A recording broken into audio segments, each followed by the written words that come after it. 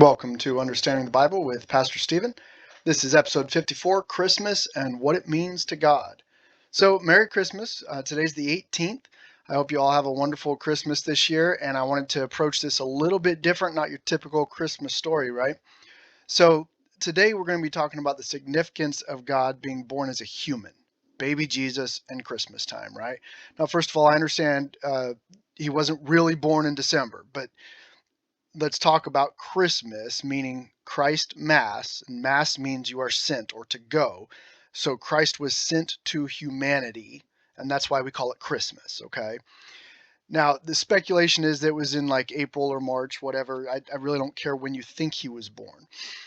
Since about the 4th century, under Constantine the Great, the first Christian emperor, the whole world has been celebrating Christ's birth. 1,700 years of celebrating on December 25th. So anyone who argues that we shouldn't celebrate December 25th as Christmas because we stole a pagan holiday and it dishonors God, after 1,700 years of Christian Christmas traditions in every country of the world, it doesn't matter what people tried to make it at the beginning. It is a Christian holiday. Think of it this way. If your family can establish a family tradition just by doing something for 2 or 3 years in a row, who are you to say that 1,700 years of tradition shouldn't be celebrated? So the selfish pride of some people who think that they know better than the rest of the whole world over when you should celebrate something about the Bible, it's just mind-boggling. All right. It doesn't matter if you like to celebrate it or not, or if you think it's right or not. God doesn't care what day you celebrate.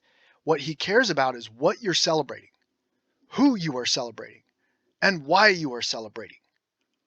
That's the most important. Your heart attitude. God looks at your heart, right? So from a totally different perspective this year, we're going to look at Christmas. The what, the who, and the why of Christmas. So, to begin, let's talk about what is an angel.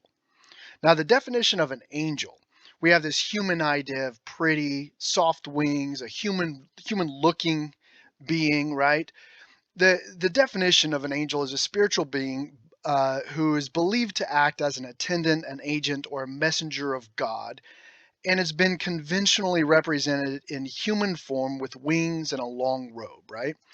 Now, the biblical definition of angel, it's actually from the Greek word angelos, which means a messenger or to bring tidings. So literally an angel is a messenger of God, right?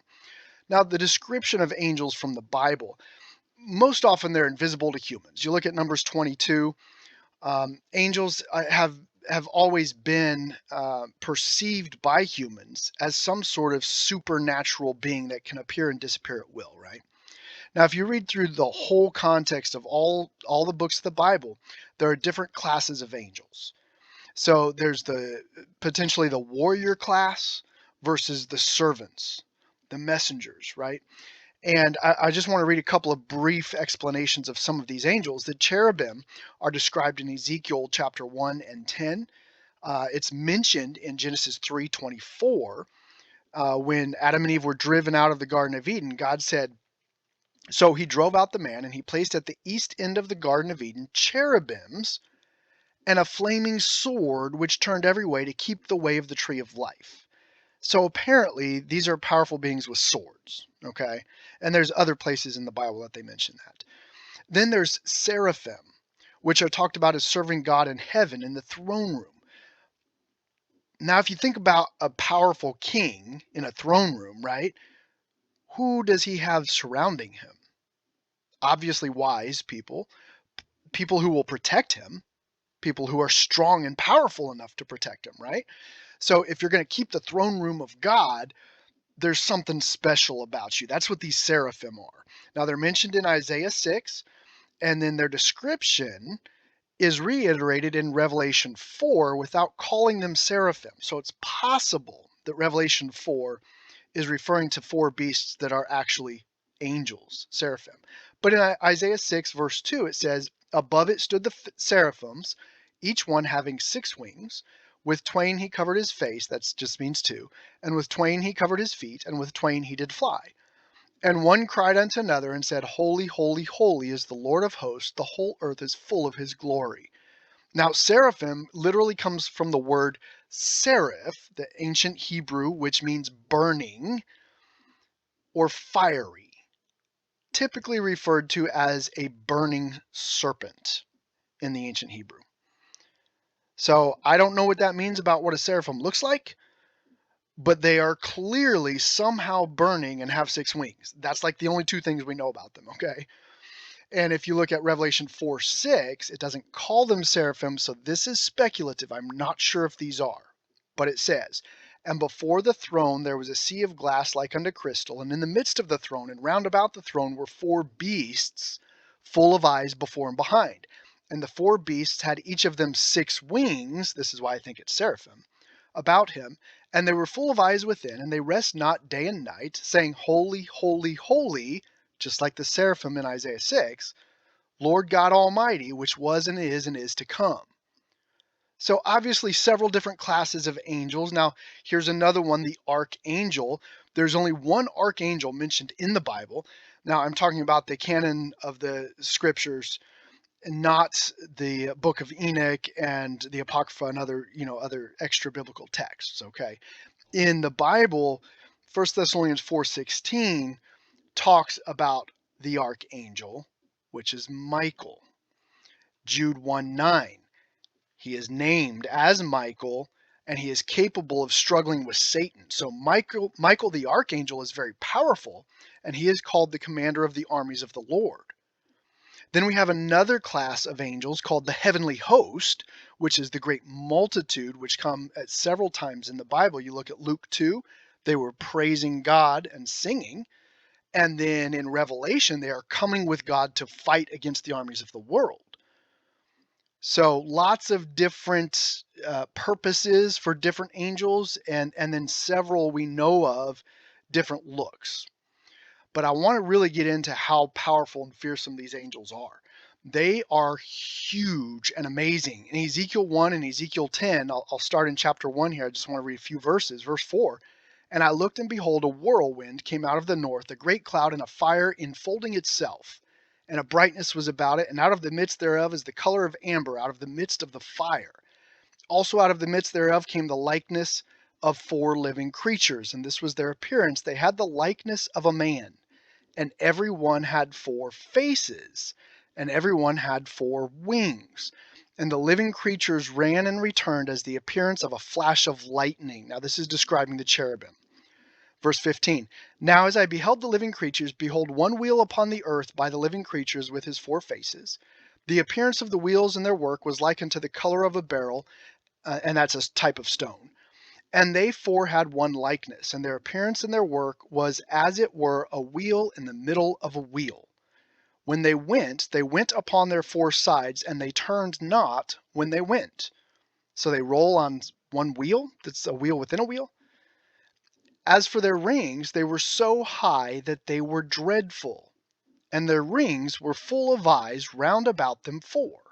So on their 4 faces, they had some sort of ring over their head, and it was so high, and it had eyes round about it. It was so tall that it was dreadful. So imagine looking up at a creature that is so big, it scares you at how big it is, how tall it is. And when I went, I heard the noise of their wings like the noise of great waters, as the voice of the Almighty, the voice of speech, as the noise of a host. When they stood, they let down their wings. This is just one of the angels, the cherubim. Now, they inspire, every time an angel appears in the Bible, they inspire fear and worship. And I shouldn't say every time. Most of the times that I recall reading about angels in the Bible, that people are terrified. If you want an example, look at Daniel 10. Daniel trembled in fear even when they told him, don't be afraid and stand up. In Luke 1, Zacharias was scared. In Luke 2:9, the shepherds were sore afraid. Now, angels are powerful as well. They control the forces of nature. Look at Revelation chapter 7 and 16. They control the wind and the water of the earth. They can also, and this is every angel that I'm aware of, they can harm humans, but humans cannot harm them. Extremely powerful and scary in that regard, right? Look at Elisha, the army of angels in 2 Kings 16. They literally blinded the entire army of humans. And then Balaam's donkey, the angel told him, I was going to kill you, Balaam, but your donkey saved you in Numbers 22. So they have the ability to affect the physical universe, and they can kill humans. Here's another thing about angels. They can take human form at will. Hebrews 13 says some have entertained angels unaware. And you can see Lot and Abraham and other people in the Bible that did actually entertain angels and didn't find out until later that they were not humans when they began to speak and tell them, what God had sent them for. So what does God say about angels? In Hebrews 1:14, he says, Are they not all ministering spirits sent forth to minister for them who shall be heirs of salvation? So angels are sent to minister to humans, and the word minister comes from the Greek word liturgikos, which means beneficent or ministering.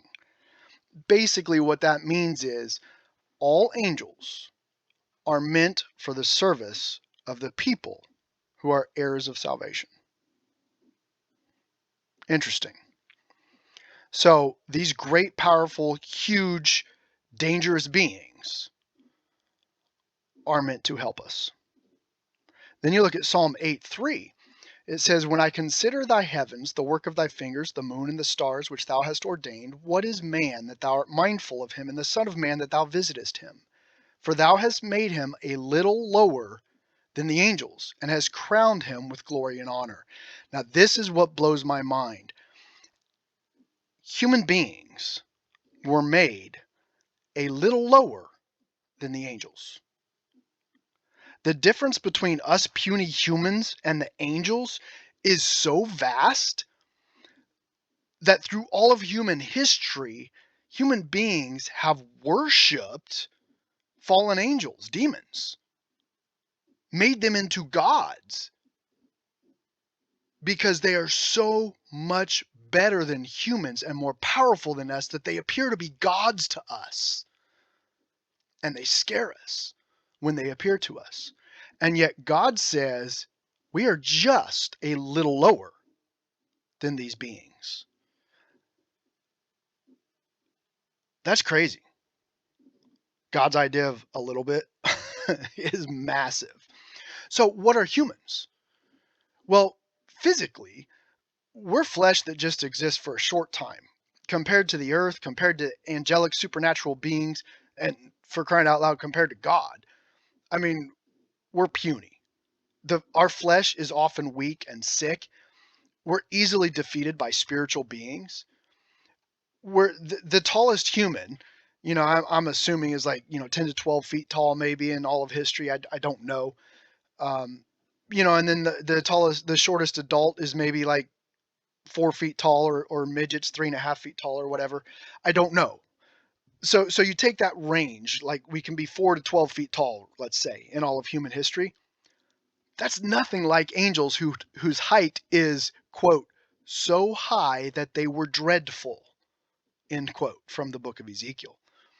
Human beings are tiny, puny, weak, fleshly beings that are going to die very soon, 70 to 100 years, depending on your health. We are spiritual beings as far as having a soul, but we have zero power, unlike the angels. All right. So